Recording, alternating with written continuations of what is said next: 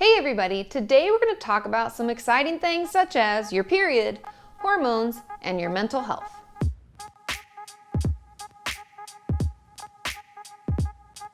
So like I said, today we're going to talk about hormones and periods and your mental health. And before I even get into the hormone talk, I want to explain and define what menstrual cycle is. When I say menstrual cycle, and I'm reading my notes, it is the process of ovulation and menstruation, the monthly cycle of hormones, and shedding of the uterine lining. It's essentially when we have to wear pads and tampons because we're bleeding. So let's get into those 5 important hormones that are involved in our whole menstrual cycle. And I want to start off by talking about estrogen, and mainly because we hear about that the most. And estrogen is otherwise known as the growing hormone.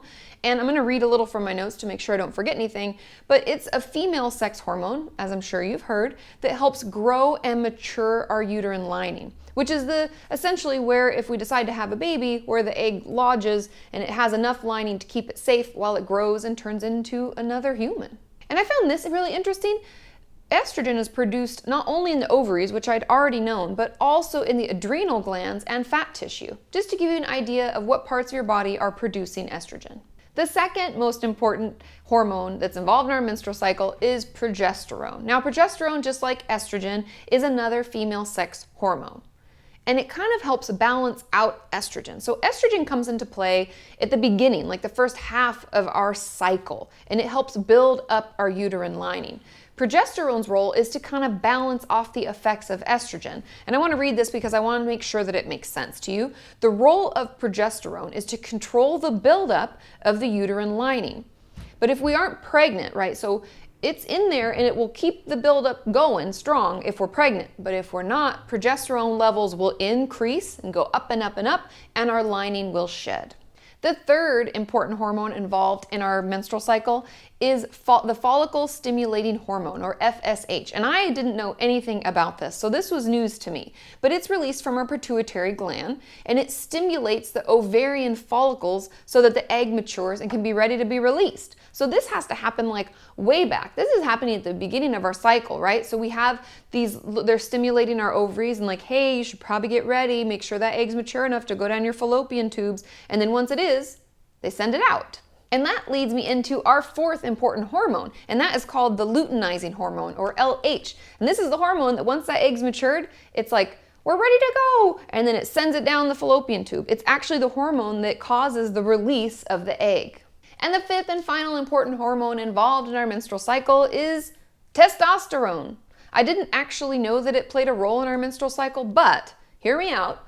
It's actually really important because it happens right before our period and during ovulation. And what it does is it increases our energy and our sex drive. And you can think about it, ovulation, oh, I'm fertile. It's the time that I could get pregnant. So if you're out there and you're trying to get pregnant, know that your testosterone is what makes you think like, ooh, maybe I could have sex, because really what your body's saying is, hey, we could have a baby now. Maybe you should try to create a baby, because that's the role of our body. And testosterone also helps keep our bone density up and our muscle mass, so that if we do get pregnant, our body can hold the baby, keep the baby safe, and go through all the things that pregnancy and birth makes us go through. There are so many hormones involved in just our menstrual cycle, so you can imagine how much that can affect our mood and how we feel. We know if we have really low progesterone levels, that can cause symptoms of PMS and PMDD, or if we have any intense fluctuation of the other 4 hormones, it can create those symptoms in us. And we already know that menopause is caused by low levels of estrogen. So with all these things swirling around and changing week to week, it can really make us sometimes feel crazy. And something that I have my clients do that I think is really important is tracking your mood. And that is why I've decided to partner with Clue. Now, Clue is a period tracking app that you can find and download in your app store, and it's available on iOS and Android phones. And what I love most about Clue is not only that you can track, so here's my app, and I can enter today's data. Now, obviously I can say if I'm on my period, I can say whether my flow is light, medium, heavy. Then I can talk about if I'm having cramps or if I'm having a lot of pain.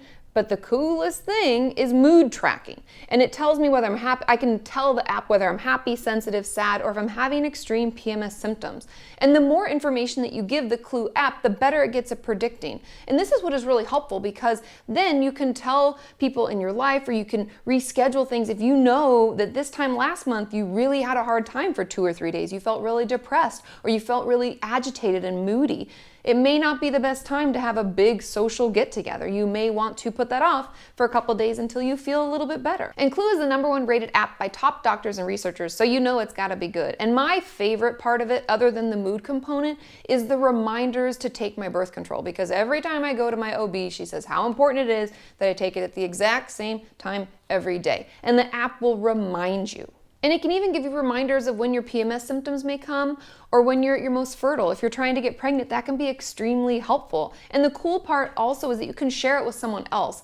I know that I often have my clients share their mood trackers with their spouse or their best friend or their roommate, because then we don't always have to say to them, hey, I'm feeling really shitty or I'm feeling really depressed. They can check the app and be like, oh, that's why they're a little distant today, and know that it's not about them or the relationship that you have with them. It's more about the fact that your body and your hormones are shifting, and so you're just feeling really crappy today. So give it a try. Click the link in the description and check out the Clue app. I think it's so helpful to track our moods. It's been really helpful for me not only to remember to take my birth control at the right time, but also to notice when I may be feeling bad and why that's happening, and kind of see my cycle. Because like I said, there are over 5 important hormones involved in just our menstrual cycle. And that's not even talking about, our neurotransmitters, our dopamine, norepinephrine, and all the things that make us feel what we feel each and every day. So click the link, check it out, and let me know what you think. And don't forget to give this video a like. And if you're new to my channel, click here to subscribe, and I will see you next time.